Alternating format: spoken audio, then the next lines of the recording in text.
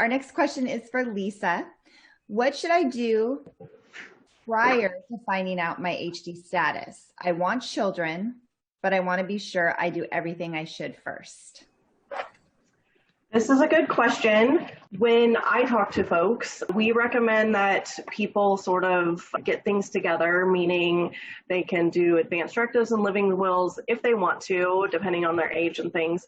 But definitely people should look into things like supplemental insurances, like life insurance, long-term care insurance, any supplemental disability insurances that they may want, should they be positive for Huntington's disease.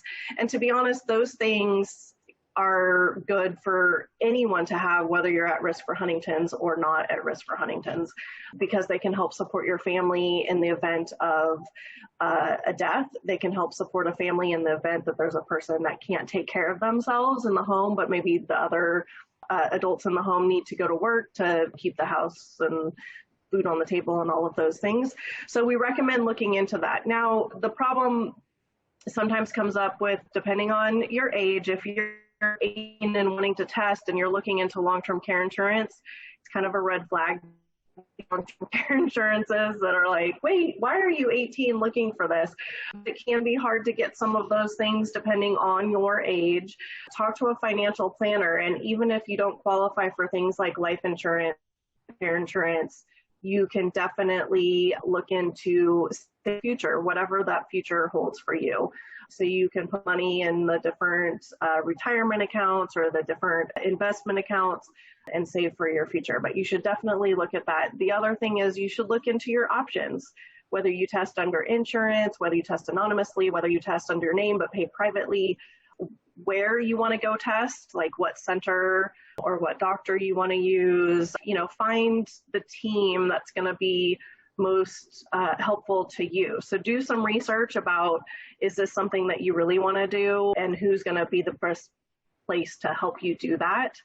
Most people we talk to, Mara, Terry, Dr. Wheelock, you can tell me if I'm wrong, but most people we talk to, I feel like they usually say that they've sort of been thinking about testing, one, either for their whole life, or two, a lot of times they'll say they've been researching it and finding how they want to go about doing it for about 2 years. So if you imagine, that's kind of a long time. You're not thinking about testing every day for 2 straight years, but that's how long sometimes it takes people to do their research, to talk to their loved ones for additional support and opinions. Also can sometimes take that long to find the supplemental insurances that fit within your budget and that you want to set up for yourself so that you can make sure that your future family or that your current family is taken care of in the event something does happen to you.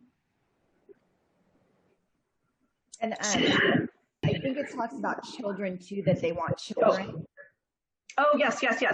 Thank you. So for children, this actually would be a better question for Mara, but for children, you definitely need to look into your different reproductive options. The best person to talk to about that is a genetic counselor who knows about Huntington's disease. They can talk to you about your different genetic options or reproductive options.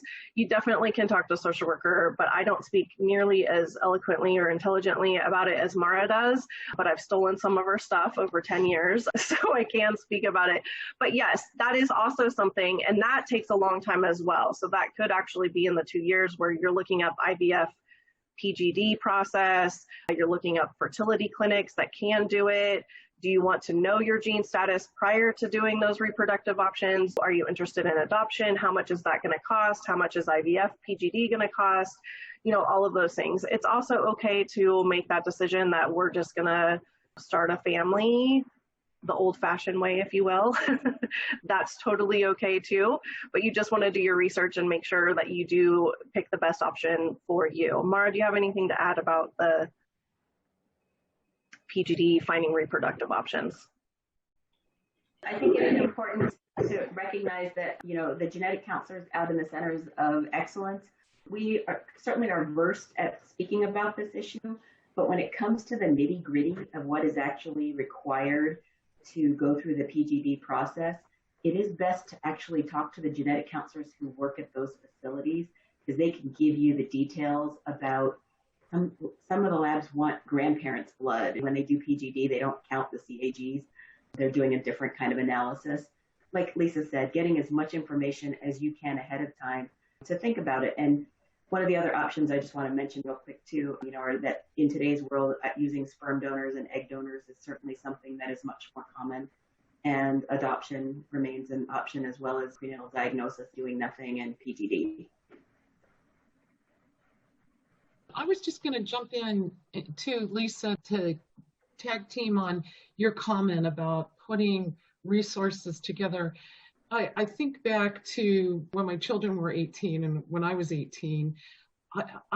It's hard to be on the page of life planning at that age. When I was working with families who were doing predictive testing, I frequently was impressed at, I know that that's a hard leap at that age to think, well, what am I planning for 50 years old? Because someone who's 18 may not know what their career path is, may not know if they're going to college. There's so many unknowns at that age that it is difficult for them to relate to, okay, get this lined up. And I think in those instances, it's really helpful if someone is in that age cohort, 18, 19, 20, whatever, and hasn't really made decisions about their life and is thinking about, the kids and the testing and the insurance and things like that, go to a trusted person who is a little older than you, that if it's your parent, that if you can confide in that parent, or it's an older sibling, or it's a good friend,